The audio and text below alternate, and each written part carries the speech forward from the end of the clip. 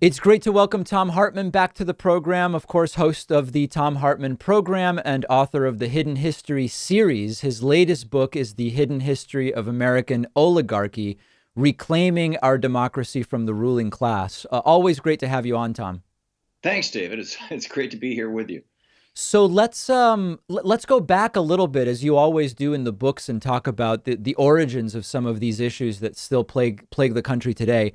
How far back does this sort of oligarchical apparatus exist in the history of the United States? Well, it goes back to arguably, Plymouth Rock and slightly before, but yeah, because we fought a war, the Revolutionary War against the oligarchy of the United Kingdom. It was called a monarchy, but it's just another version of oligarchy. Oligarchy being defined broadly as rule by the rich, the consolidation of political power into a small number of very wealthy hands. It's sort of the political version of what monopoly is in the economic marketplace. And then we've had this. We're now in the midst of our third real internal challenge by oligarchs in the era from the 1830s to the 1860s, largely as a result of the invention of the cotton gin. The South consolidated massively. Small farmers, particularly cotton farmers, were wiped out. Large plantations and their owners rose up and took over the entire political structure of the South, declared war on the North, didn't like that pesky democracy next door that was, agitating and rabble rousing among their ranks. And we fought a bloody war against these oligarchs and defeated them, and in fact broke up their plantations. Parchman is now a state prison in Louisiana. Robert E. Lee's plantation, one of the largest, is now Arlington National Cemetery, et cetera. So and then they rose up again in the 1880s, 1890s with the Industrial Revolution, a new generation of oligarchs, and to the point that in the 1930s, in the early 1933, they tried to hire Smedley Butler to kidnap or assassinate Franklin Roosevelt. They already had enlisted over 100,000 right-wing veterans out of this right-wing veterans group to march on the White House and seize him. We overthrew that, and Roosevelt openly said, they hate me and I welcome their hatred. He put the oligarchs back in the bottle, and they stayed there until the 1980s. Reagan let them back out again, along with a little help from the Supreme Court. And today, we're now facing the third major confrontation between oligarchy and democracy. And this study from Gillens and Page suggests that we are now in a full-blown oligarchy. And the question facing America today is, do we continue going down that road, or do we go back to democracy? Because oligarchies are very unstable, and oligarchies tend to resolve themselves in one of two ways. Either the oligarchs are defeated, as we did in the 1860s and as we did in the 1930s, or the oligarchs turn a nation into a police state, as Viktor Orban has done in Hungary or Putin in Russia, in order to maintain their power. Those are the choices we're facing right now. When it comes to sometimes what you might call the conventional wisdom around oligarchy, which is often not, it might be conventional, but it's not necessarily accurate. There's this idea that the biggest acceleration in this oligarchical overclass, so to speak, was during industrialization, in part because of the ability to really concentrate wealth among those who could own a lot of those factories and take advantage of the industrialization that was taking place. Is it accurate to point that as the biggest moment of acceleration of this, or would that not be right? Well, technological changes always have massive societal impacts. I mean, you can find that all the way back to the agricultural revolution, the Bronze Age, the Iron Age, the Bronze Age, the invention of steel, et cetera. And typically those kinds of changes, as society gets reordered, you have a class within society that succeeds in grabbing as much of the pie as they can. The technological innovation in the 1800s, in the early 1800s, was the invention by Eli Whitney of the cotton gin. The hardest part of the bottleneck in the production of cotton is getting those seeds out of a boll of cotton. They're really hard to pull out. And the cotton gin could do what 50 enslaved people could do in the same amount of time. So the big plantations, which could afford the cotton gins, were able, they're 50 times more efficient, and that's how they wiped out their small competitors. Similarly, in the late 1800s, early 1900s, you saw people like Carnegie and Rockefeller and the DuPont family or Mr. DuPont, I forget his first name, Alfred DuPont, I think. No, it was Alfred. In any case, you saw these guys doing essentially the same thing, monopolizing the wealth and then converting that economic power into political power, and that's what we've seen the billionaire class do now in the last 40 years in the United States. How do you apply this analysis to what we've seen over the last year during this pandemic, where we've seen, when it comes to business, we've seen very large businesses that already had certain degrees of infrastructure in place sweep up even more market share, as a lot of small businesses, mom and pops and others, for a variety of different reasons, have gone under, likely permanently in the cases of many of them? Well, we're witnessing another reconsolidation, this time in part because of the pandemic, but also in large part because in 1983 Ronald Reagan stopped enforcing the antitrust laws in this country, and we haven't had a president since then that did enforce them. So if the NFL said, we're just not going to enforce laws against people punching each other in the gut as they run by or ripping face masks off, pretty soon, eventually, you're going to have, the team that's the best at punching people and ripping face masks off is going to be the team that's winning all the games in the NFL. That's what's happened here. I mean, it might take a while before you get there because everybody, considers it kind of distasteful. But when Reagan changed the rules of business, he really set us up on this trajectory to where we're at right now. You mentioned the two ways that oligarchy can go. It can be defeated, or it can become the police states that you described, Orban, Putin, etc. What tends to determine whether it goes one way or the other? The people. Whether typically what precipitates the crisis that flips oligarchy in one direction or the other is usually an economic crisis. And that's what Russia's facing right now with the very, very low oil prices, which is what their economy is, based on. With Orban, it was the Syrian refugees flooding into Hungary, and it produced both an economic and a social / political crisis.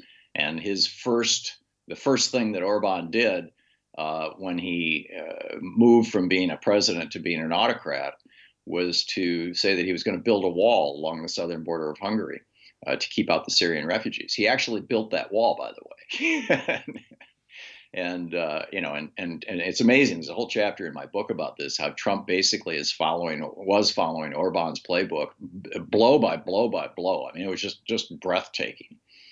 And so, it's a crisis usually that precipitates that. What is it that distinguishes an oligarch from simply a billionaire or a multi-millionaire? Is it a political power component? Is it something about the political system in which they operate? Generally speaking, I mean, the definition is subject to popular whim. There are dictionary definitions for an oligarch.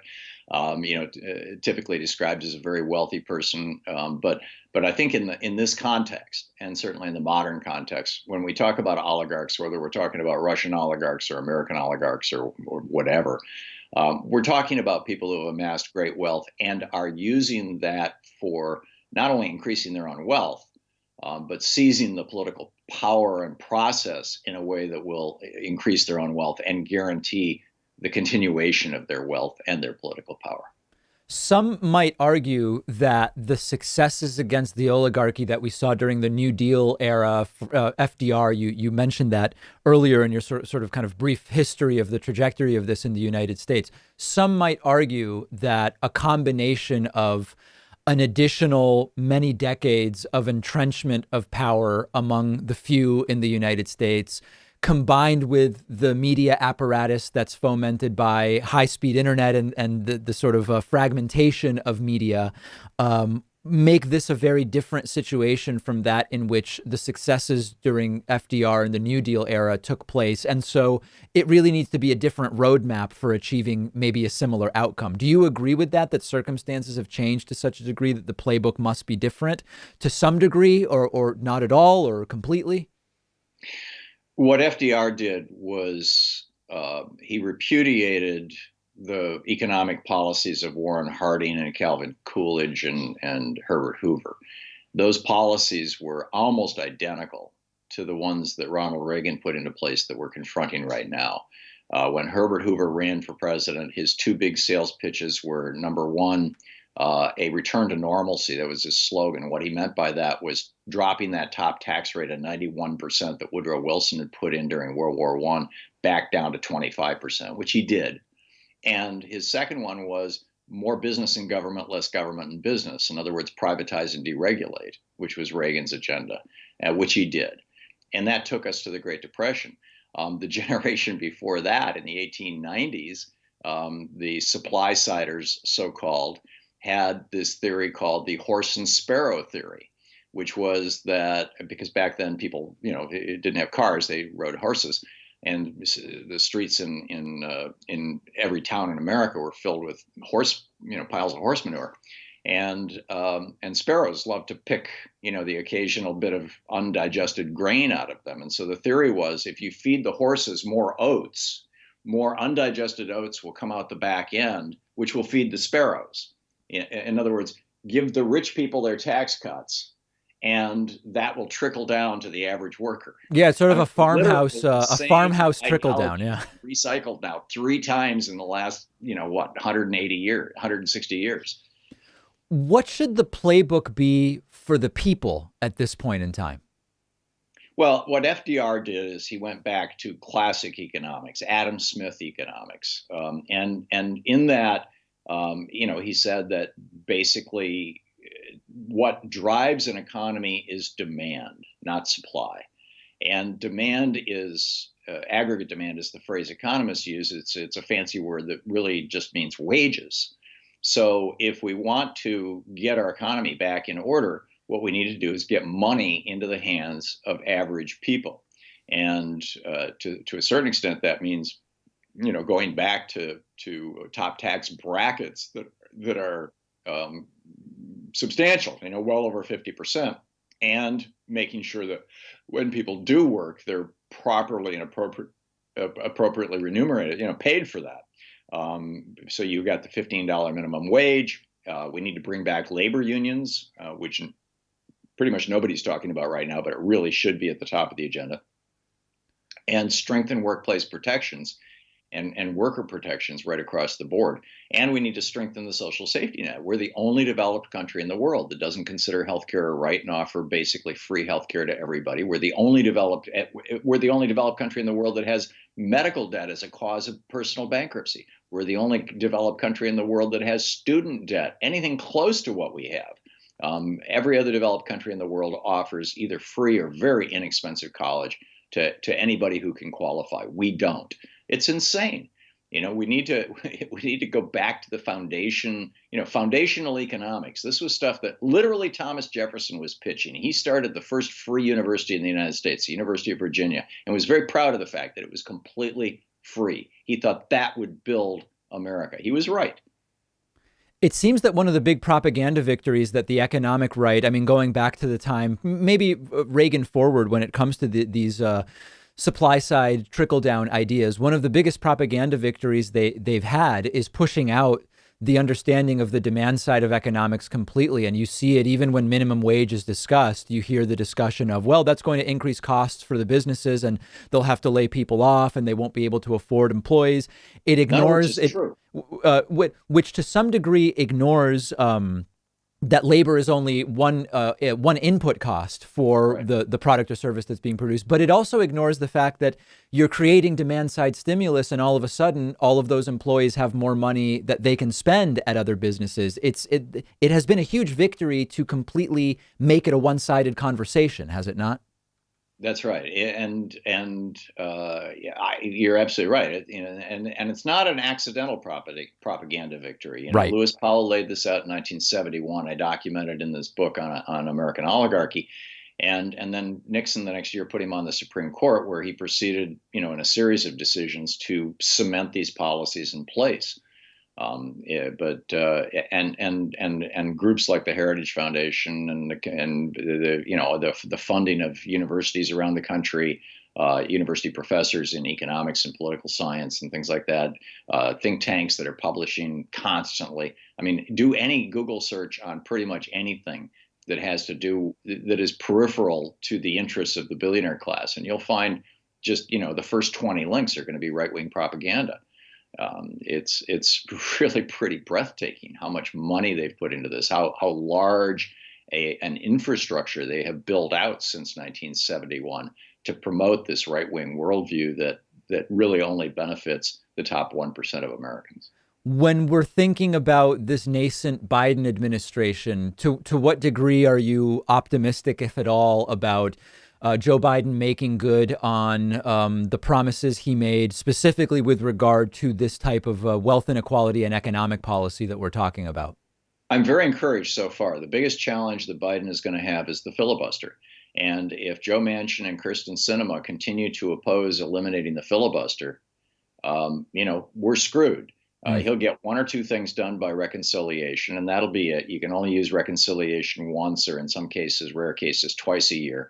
And then the Republicans will, Mitch McConnell will do what he's been doing for the last, couple of decades. He'll just block everything. And, we've got, this is why people need to call 202-224-3121, which is the switchboard of the United States Senate, and deliver their opinions, their thoughts about whether the filibuster should stay or go to Joe Manchin, Kyrsten Sinema, and every other Democratic member of the Senate. That's 202-224-3121 if you didn't write that down real fast. Because we've got to end the filibuster. Otherwise, we're screwed. We've been speaking with Thom Hartmann, host of the Thom Hartmann program. The newest book is The Hidden History of American Oligarchy, Reclaiming Our Democracy from the Ruling Class. We will all be watching together, Thom, and I always appreciate your insights. Thank you, David. It's a real pleasure and an honor to be on your program. Thank you for inviting me.